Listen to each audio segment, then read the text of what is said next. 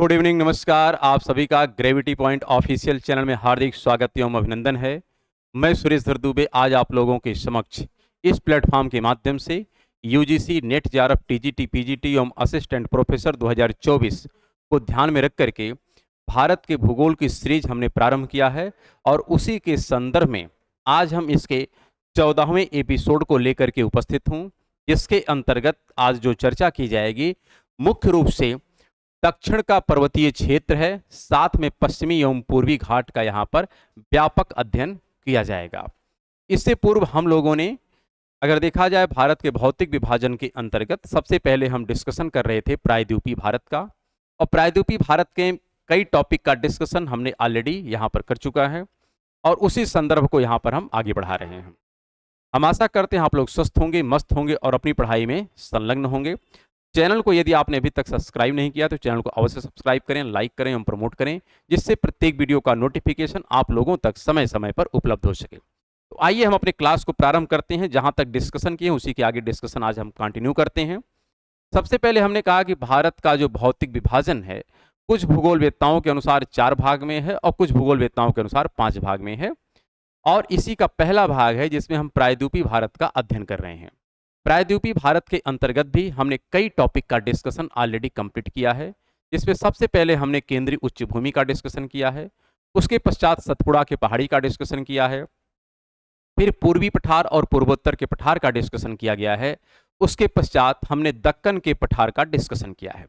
लेकिन आज का जो डिस्कशन है यह मुख्य रूप से जो भारत का दक्षिणी भाग है अर्थात दक्षिण की पहाड़ियां हैं उसका डिस्कशन किया जाएगा, प्लस पश्चिमी घाट और पूर्वी घाट का डिस्कशन किया जाएगा। तो आइए इसी संदर्भ को यहाँ पर हम समझते हैं और देखते हैं। सबसे पहले भारत के एक इमेज को हम लोग आइडेंटिफाई कर लेते हैं, इसके पश्चात यहाँ के पॉइंट को हम क्लियर आपके साथ कर देते हैं।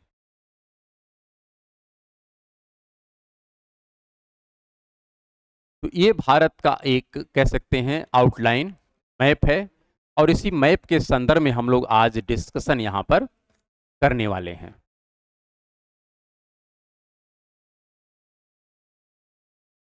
यहाँ पर आज का जो डिस्कशन है बेसिकली यहाँ पर हम डिस्कशन करेंगे जो दक्षिण की कुछ पहाड़ियाँ हैं इसका हम डिस्कशन करेंगे, प्लस यहाँ पर डिस्कशन किया जाएगा जो यहाँ का पश्चिमी घाट है और पूर्वी घाट है इसका डिस्कशन किया जाएगा। अर्थात आज के क्लास पूरी तरीके से देखा जाए तो यहाँ पर है दक्षिण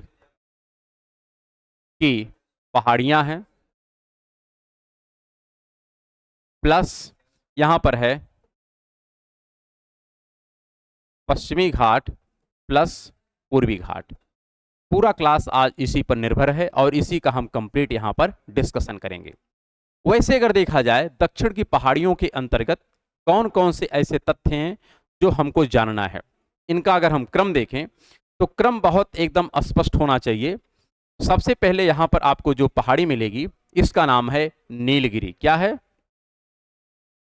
नीलगिरी है। नीलगिरी के पश्चात या हम बात करें नीलगिरी के दक्षिण में यहाँ पर एक दर्रा है और इस दर्रे का नाम है पाल घाट। क्या नाम है? पाल घाट दर्रा है। इसके और दक्षिण में आते हैं तो यहाँ पर अगली पहाड़ी है जिसका नाम है अन्नामलाई। क्या है? अन्नामलाई।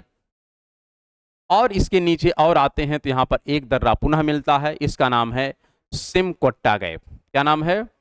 सिमकोट्टा गैप। और इसके दक्षिण में आते हैं तो एक पहाड़ी यहाँ पर पुनः मिलती है, इसका नाम है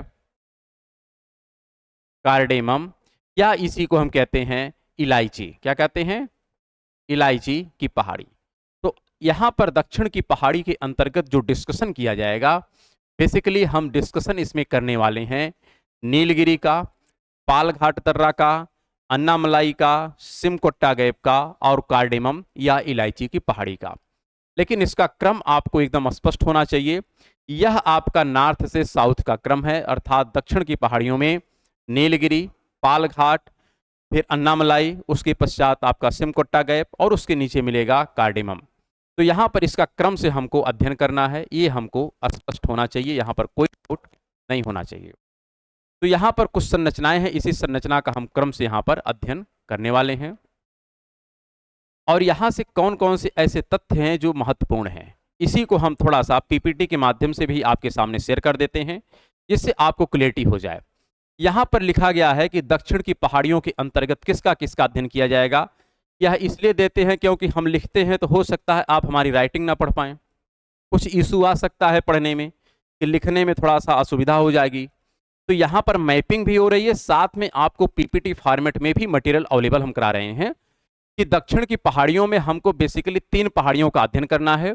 एक है नीलगिरी, एक अन्नामलाई, एक कार्डेमम या इलायची की पहाड़ी।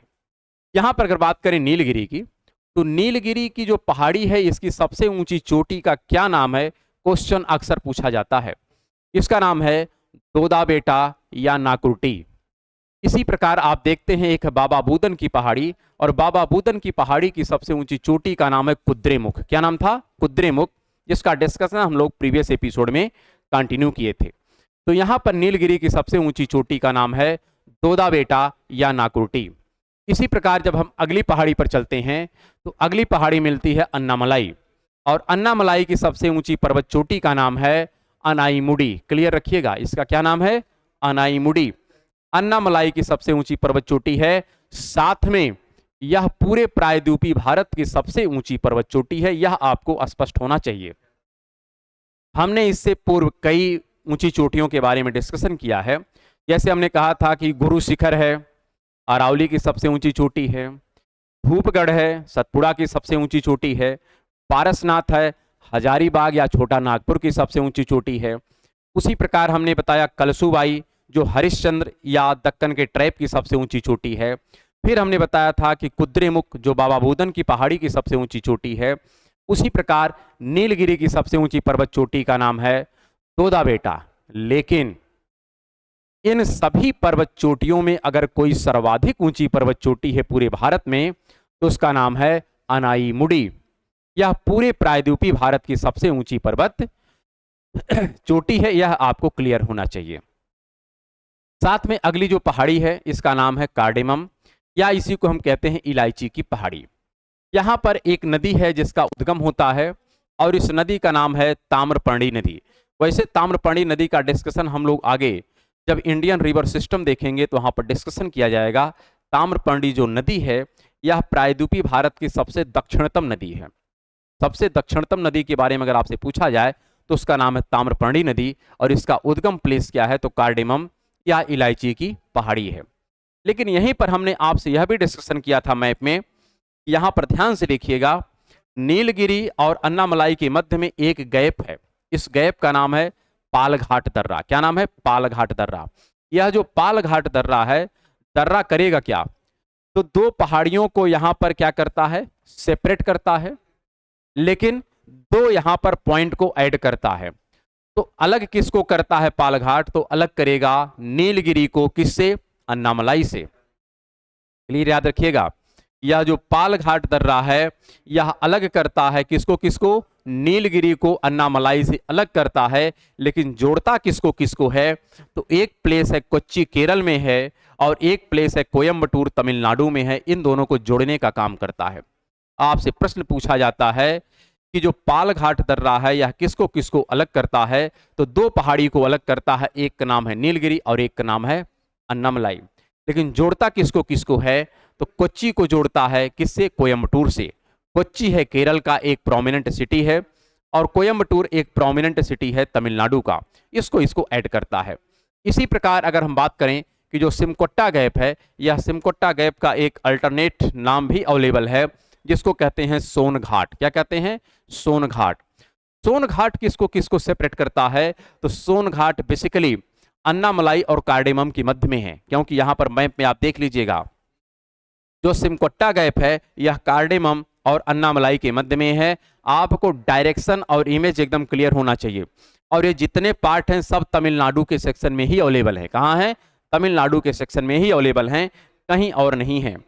तो यहाँ पर सिमकोट्टा गैप जो है अन्नामलाई को कार्डेमम से अलग करता है, लेकिन जोड़ता किसको है, तो केरल की राजधानी है जिसको कहते हैं तिरुवनंतपुरम या त्रिवेंद्रम, यह केरल की राजधानी है। इसको जोड़ता है मदुरई से। मदुरई कहां पर है? तमिलनाडु में। तो यह तथ्य हमको क्लियर होना चाहिए, स्पष्ट होना चाहिए, यहां से प्रश्न 100% आते हैं। तो यह जो तथ्य था यह मैपिंग बेस्ड आपका है, इसलिए हम एक साथ मैप और प्लस आपको पीपीटी फॉर्मेट में यहां पर मटेरियल अवेलेबल करा रहे हैं। और अच्छा लगता है तो आप लोग इसको अवश्य प्रमोट किया करिए कि जिससे थोड़ा मनोबल हमारा भी और ज़्यादा बढ़ता रहे। साथ में यहाँ पर कुछ महत्वपूर्ण तथ्य है, इस महत्वपूर्ण तथ्य के बारे में हमको ध्यान रखना है। और यह महत्वपूर्ण जो तथ्य है, लिखा गया है कि नीलगिरी की जो मूल जनजाति है, क्या? नीलगिरी की जो मूल जनजाति है, अगर इस मूल जनजाति के विषय में बात करें तो इसका नाम है टोडा। क्या नाम है? टोडा। तो नीलगिरी की सबसे ऊंची पर्वत चोटी का नाम क्या है? तो उसका नाम है दोदा बेटा। और यहां पर अगर देखें, नीलगिरी एक बलित संरचना होने के साथ साथ, बलित मतलब होता है यह एक नवबलित पर्वत है, तो यह एक बलित संरचना होने के साथ साथ एक पर्वतीय गांठ है। पर्वतीय गांठ का तात्पर्य यह होता है कि यहां से कई प्रकार की पर्वत श्रृंखलाओं का उत्पत्ति होती है। जैसे पामीर की गांठ है, तो पामीर की गांठ से अगर आप देखें तो एक तरफ आपका चाइना की तरफ पर्वत संरचनाएं जाती हैं, एक आपका हिमालय है, चाइना की तरफ जाती है वो कुनलुन सान है, भारत की तरफ आती है हिमालय है, जो आपका जाती है अफगानिस्तान और पाकिस्तान की तरफ वह सुलेमान और किरथर है। तो उसी प्रकार नीलगिरी भी एक पर्वतीय गांठ है, अर्थात इससे भी चारों दिशाओं में पर्वत श्रेणियों की उत्पत्ति हुई है। तो यह आपको क्लियर रखना है कि नीलगिरी एक पर्वतीय गांठ है, साथ में यह एक नवबलित पर्वत है और यहाँ की मूल जनजाति का नाम है टोडा। इसी प्रकार अगर आप देखें, यह पश्चिमी एवं पूर्वी घाट का मिलन बिंदु भी है। यह भी क्वेश्चन कभी काल पूछा जाता है कि पश्चिमी घाट और पूर्वी घाट का जो मिलन बिंदु है यह नीलगिरी है। इसका तात्पर्य क्या है, पहले इसको आप समझ लीजिएगा। नीलगिरी और जो बता रहा है कि पश्चिमी घाट पूर्वी घाट का मिलन बिंदु है, इसका तात्पर्य है कि यहां तक आते आते भारत का पार्ट इतना सकरा हो जाता है कि इसके नीचे का जो पार्ट है यह घाट के रूप में नहीं व्याख्यायित हो पाता है, क्योंकि वहां पर दोनों का कॉम्बिनेशन हो जाता है। कहां पर? नीलगिरी के पास। तो इसलिए आपसे पूछा जा सकता है कि पश्चिमी घाट और पूर्वी घाट का मिलन बिंदु क्या है? तो नीलगिरी या नीलगिरी की जो पर्वतीय गांठ है इसे हम कहते हैं मिलन बिंदु कहते हैं।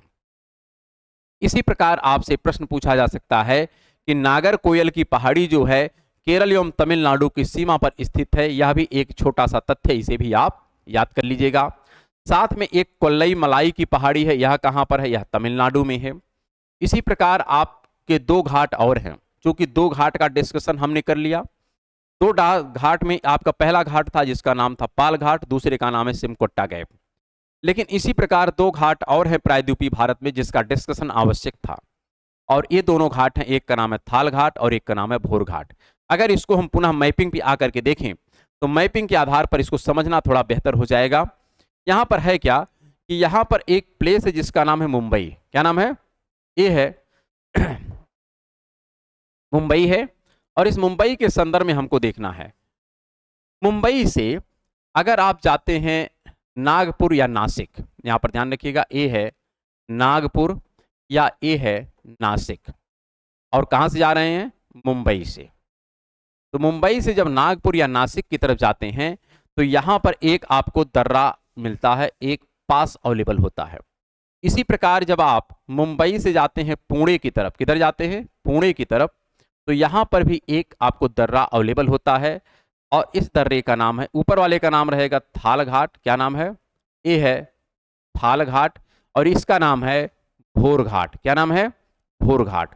तो आपसे प्रश्न पूछा जाता है कि थाल घाट और भोर घाट जो दर्रे हैं बेसिकली किस राज्य से संबंध रखते हैं? तो इसका संबंध है महाराष्ट्र से। और थाल घाट जो है यह किसको किसको जोड़ता है? तो मुंबई को जोड़ता है नासिक या नागपुर से। और यहां पर जो दूसरा दर्रा है भोर घाट दर्रा या भोर घाट जो है यह किसको किसको जोड़ता है? तो मुंबई को पुणे से जोड़ता है। यह तथ्य भी हमको याद रखना है, और इसी संदर्भ में यहां पर तथ्य लिखा गया है कि थाल घाट मुंबई को नासिक या नागपुर से जोड़ता है, साथ में भोर घाट जो है यह मुंबई को पुणे से जोड़ता है। तो यह भी तथ्य हमको याद रखना है।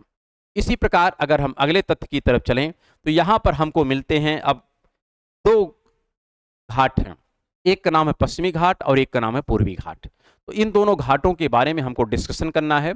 सबसे पहले हम समझते हैं पश्चिमी घाट का यहाँ पर कहाँ से कहाँ तक विस्तार है और इसको किस प्रकार से हम लोग अध्ययन करेंगे कि हमारी व्यवस्था ठीक ठाक ढंग से चल जाए और एग्जाम हमारा बेहतर हो जाए। यहाँ पर सबसे पहले हम देखते हैं पश्चिमी घाट को। किसको देखते हैं? पश्चिमी घाट। और पश्चिमी घाट का जो विस्तार है, बेसिकली अगर आप इसको आइडेंटिफाई करें तो यहाँ पर एक नदी है जिसका नाम है तापी नदी। क्या नाम है? तापी नदी है। तापी नदी से यह स्टार्ट होता है पश्चिमी घाट और कहाँ तक इसका विस्तार है तो नीचे मिलता है कन्याकुमारी तक है। कहाँ तक है? कन्याकुमारी तक इसका विस्तार है। लेकिन यही जो पश्चिमी घाट है इसी को हम कहते हैं सह्याद्री की पहाड़ी। क्या कहते हैं? सह्याद्री की पहाड़ी। और सह्याद्री की पहाड़ी जो यह टर्म है इसको देने के पीछे काफी बेसिक संकल्पना है कि यहाँ पर जो वर्षा होती है यह वर्षा मोर देन 200 सेंटीमीटर होती है प्रति वर्ष। और इस सब कारण से यहाँ के जो वनस्पतियां हैं लगभग अगर आप देखें तो यहाँ की वनस्पतियां आप कह सकते हैं कि एवरग्रीन फॉरेस्ट टाइप की हैं। सेमी एवरग्रीन फॉरेस्ट है लेकिन एवरग्रीन फॉरेस्ट टाइप की यहाँ की वनस्पतियां हैं। और इस पश्चिमी घाट का जो विस्तार है कहाँ से कहाँ तक है तो तापी से स्टार्ट होता है कन्याकुमारी तक जाता है। लेकिन क्या यहीं तक है? क्या नहीं, इसमें और भी तथ्य हैं जो हमको समझना है। और ये तथ्य क्या है इसको भी थोड़ा ध्यान से हम देख लेते हैं। और यहां पर थोड़ा सा हम नीचे का पॉइंट थोड़ा विजिबिलिटी, हाँ सही है।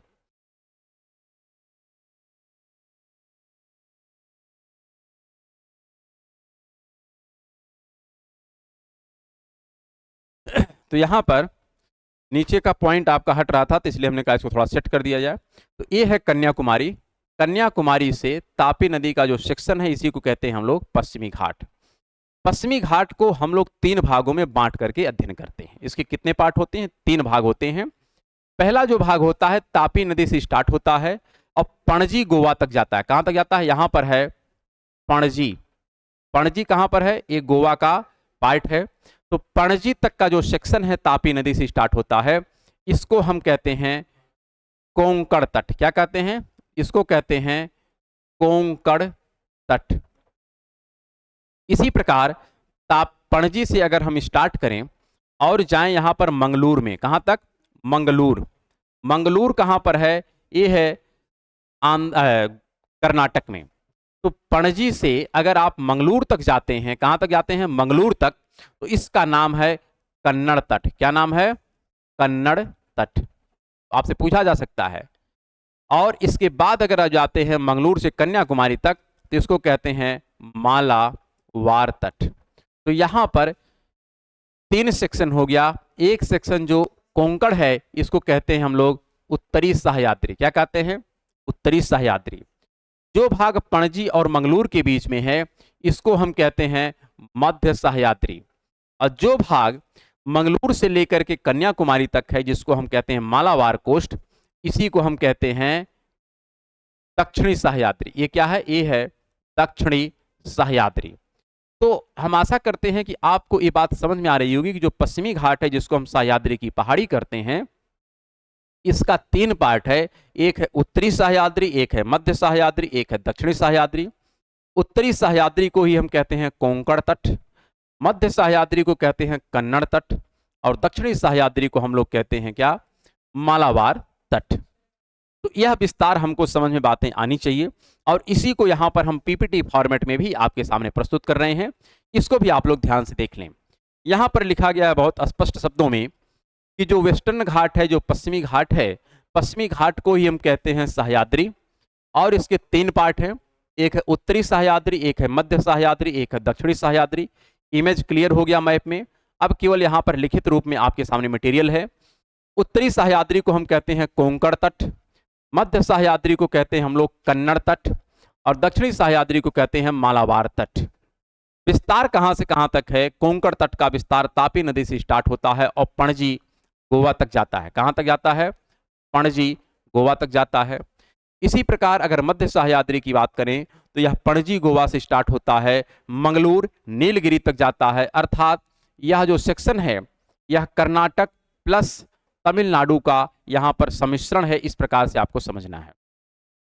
और यहाँ पर जो तीसरा पार्ट है अर्थात मालाबार तट या दक्षिणी सह्याद्री, इसका विस्तार कहाँ से है तो मंगलूर से लेकर के कन्याकुमारी तक है। तो यह कंप्लीट पश्चिमी घाट का स्पष्ट आपके सामने डिस्कशन था, लेकिन यहाँ पर कुछ महत्वपूर्ण तथ्य हैं जो हमको समझना है, क्योंकि महत्वपूर्ण तथ्य भी यहाँ पे पूछे जाते हैं। जैसे पश्चिमी घाट की जो उत्तर में चौड़ाई है यह लगभग 50 किलोमीटर है, और दक्षिण में जो चौड़ाई है यह मिलती है आपकी 65 से 80 किलोमीटर। इसका तात्पर्य है कि पश्चिमी घाट उत्तर में संकरा है और दक्षिण में चौड़ा है। इसी प्रकार अगर पश्चिमी घाट की कंप्लीट लंबाई की बात करें तो लगभग 1600 किलोमीटर इसकी लंबाई है, और औसत ऊंचाई इसकी लगभग है 1200 मीटर। कितनी है? 1200 मीटर। इसी प्रकार अगर हम बात करें कि पश्चिमी तटीय मैदान मध्य में संकीर्ण है, पश्चिमी तटीय मैदान और पश्चिमी घाट में थोड़ा सा डिफरेंस है, ध्यान रखिएगा, उसकी हम लोग आगे बहुत व्याख्या करेंगे। लेकिन इतना तो क्लियर होना चाहिए कि पश्चिमी तटीय जो मैदान है मध्य में संकीर्ण है, परंतु उत्तर और दक्षिण में क्या है? चौड़े होते हैं। पश्चिमी घाट एक सतत तथा खड़ा कगार है जिसे दर्रों के माध्यम से ही पार किया जा सकता है। पश्चिमी घाट क्या है? एक खड़ा कगार है, इसको आप सहजता से पार नहीं कर सकते हैं। यदि पार करना है तो किसी न किसी दर्रे का सहारा लेना पड़ेगा, जैसे थाल घाट दर्रा, भोर घाट दर्रा, पाल घाट दर्रा या सिमकोट्टा गैप, इन सब दर्रों के माध्यम से आप इसको क्रॉस कर सकते हैं। इसी प्रकार कुछ तथ्य और भी हैं जिसके बारे में हमको जानकारी होनी चाहिए। जैसे पश्चिमी घाट जो पर्वत है इसका विस्तार तापी से महेंद्रगिरी तक है। पश्चिमी घाट का विस्तार कहां से कहां तक है? यह तापी से लेकर के महेंद्रगिरी तक है, जबकि पश्चिमी तटीय मैदान का जो विस्तार है यह कन्याकुमारी तक है। कहां तक है? कन्याकुमारी तक है। तो यह बहुत माइन्यूट आपका डिस्कशन है जो हमको समझना चाहिए।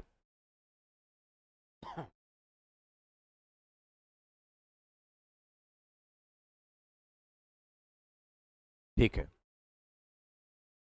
इसी प्रकार हम कह रहे हैं कि जो पूर्वी घाट पर्वत है, अगर इसके विस्तार की बात करें तो इसका विस्तार जो है मेघासनी से दोदा बेटा तक अर्थात नीलगिरी तक है। लेकिन अगर पूर्वी घाट मैदान की बात करें, पूर्वी तटीय मैदान की, तो इसका भी विस्तार कन्याकुमारी तक है। मैदान जलोढ़ मृदा से निर्मित संरचना है, इसलिए इसका विस्तार ज्यादा है और घाट का विस्तार थोड़ा कम है।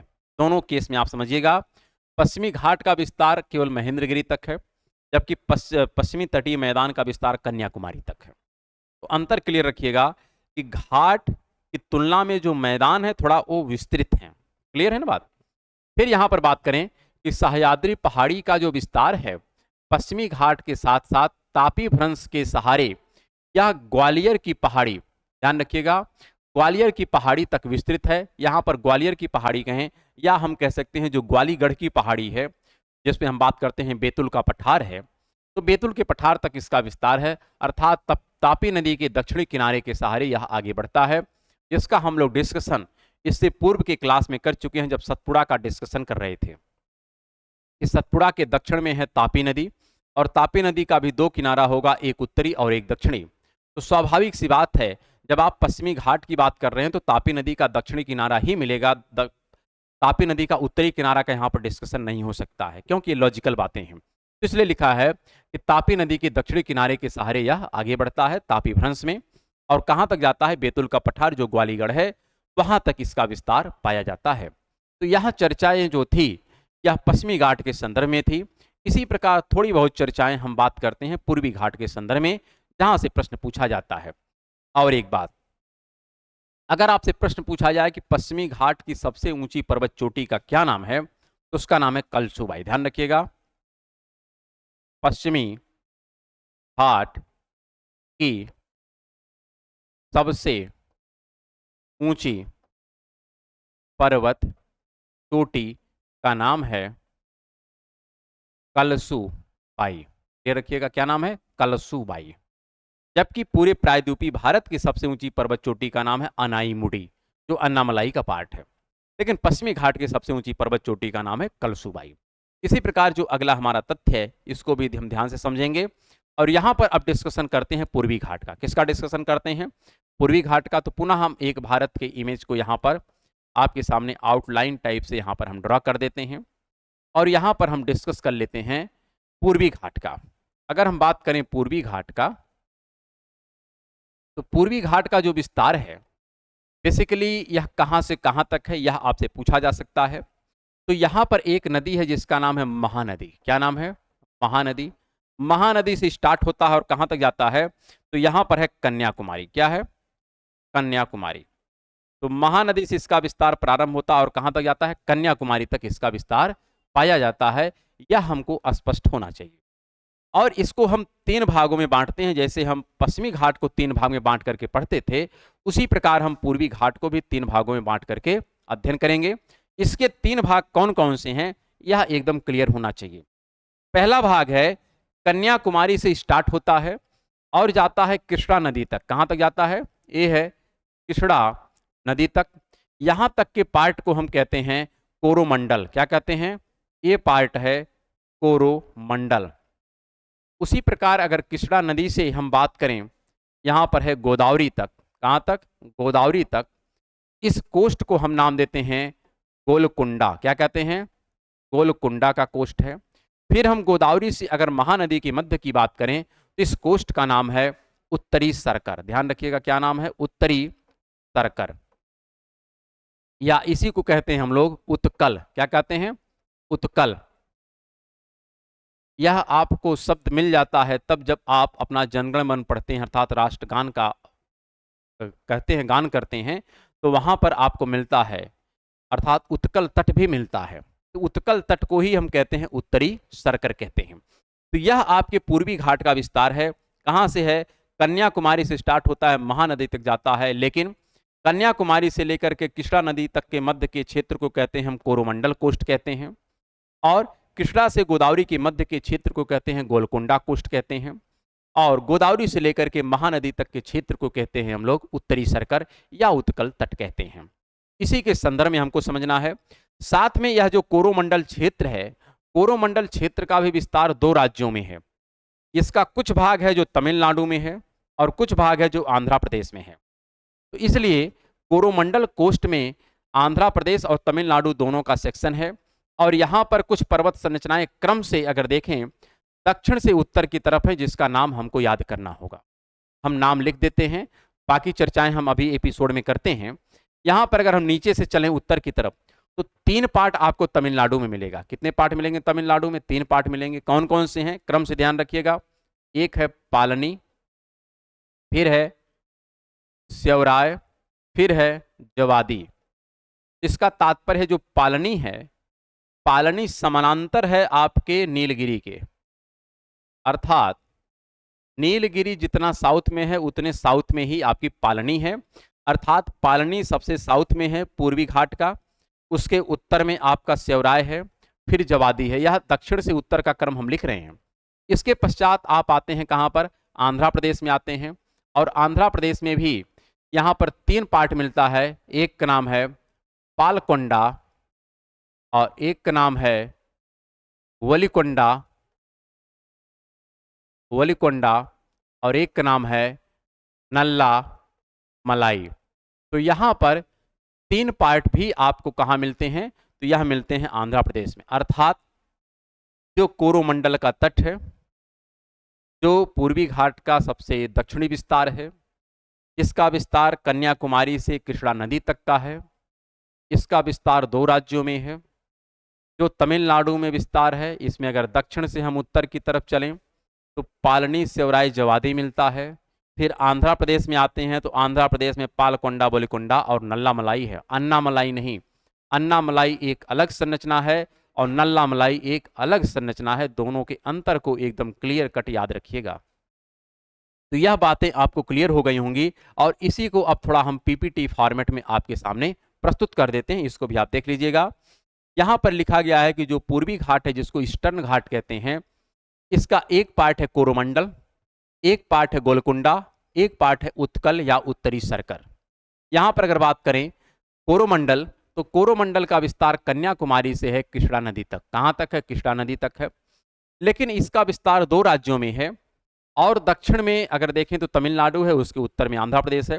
तो तमिलनाडु में आपका पालनी है, उसके उत्तर में स्यवराय मिलेगा, फिर जवादी है, पालकोंडा, बोलिकोंडा और नल्लामलाई। लेकिन क्लियर रखिएगा, यह जो क्रम हमने लिखा है, यह क्रम आपका है साउथ से नॉर्थ है। ध्यान रखिएगा, साउथ से नॉर्थ के क्रम में लिखा गया है, अर्थात साउथ में पालनी है, उसके उत्तर में सेवराय है, फिर उसके उत्तर में जवादी है। क्योंकि हमने मैप में इसलिए क्लियर रख दिया है कि यहाँ पर क्रम ए दक्षिण से उत्तर की तरफ लिखा गया है, पालनी, सेवराय, जवादी, पालकोंडा, बोलिकोंडा और नल्लामलाई। और जो पालनी है यह नीलगिरी के समानांतर है, यह भी एकदम क्लियर रखिएगा, यहाँ पर कोई डाउट नहीं होना चाहिए। इसी प्रकार कृष्णा और गोदावरी के मध्य में कोई विशेष ऐसी संरचना है नहीं। संरचना अगर कोई है तो एक यहाँ पर झील है, और इस झील का नाम है कोल्लेरू झील, जो एशिया की सबसे बड़ी अस्थायी झील है। अगर आपसे कभी प्रश्न पूछा जाए कि एशिया की सबसे बड़ी अस्थायी झील कौन सी है, तो एशिया की सबसे बड़ी अस्थायी झील कौन सी है, उसका नाम है कोल्लेरू। क्या नाम है? कोल्लेरू सबसे बड़ी अस्थायी झील है। कैसी झील है? अस्थायी। तो यह क्लियर होना चाहिए। साथ में अगर हम गोदावरी और महानदी के मध्य की बात करें तो यहाँ पर मिलता है पूर्वी घाट की सबसे ऊंची पर्वत संरचना। मतलब पूर्वी घाट की जो सबसे ऊंची चोटी है वह इसी पार्ट में मिलती है, और इसी को हम कहते हैं, यह जो सेक्शन है इसे कहते हैं उत्तरी सरकर या उत्कल।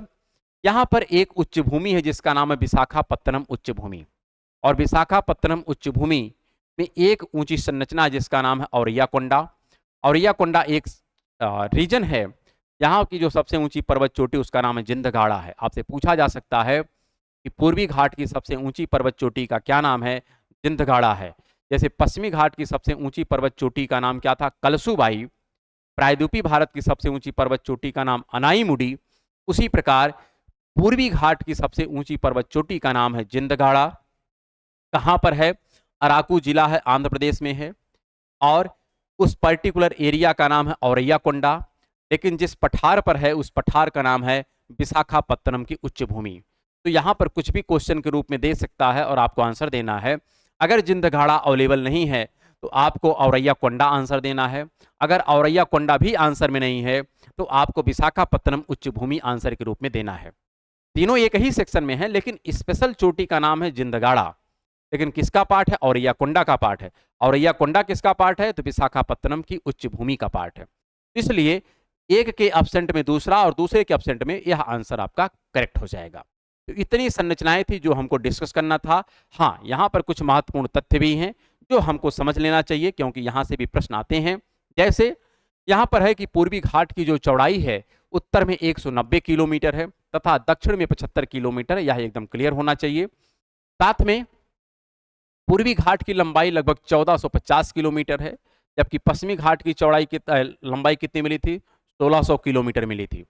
साथ में यह भी ध्यान रखना है कि इसकी जो औसत ऊंचाई है यह 615 मीटर है। कितना है? 615 मीटर है। इसी प्रकार अगर हम देखें, कोडाई कनाल जो है तमिलनाडु के डिंडीगुल जिले में पालनी पहाड़ी में स्थित है। यह भी आपको आंसर देना पड़ेगा। अगर क्वेश्चन पूछा जाए कि कोडाई कनाल किसका पार्ट है, तो यह पालनी पहाड़ी का पार्ट है, अर्थात पालनी, सेवराय, जवादी। यह कोरोमंडल कोस्ट का पार्ट है और कहाँ पर है? तमिलनाडु में है।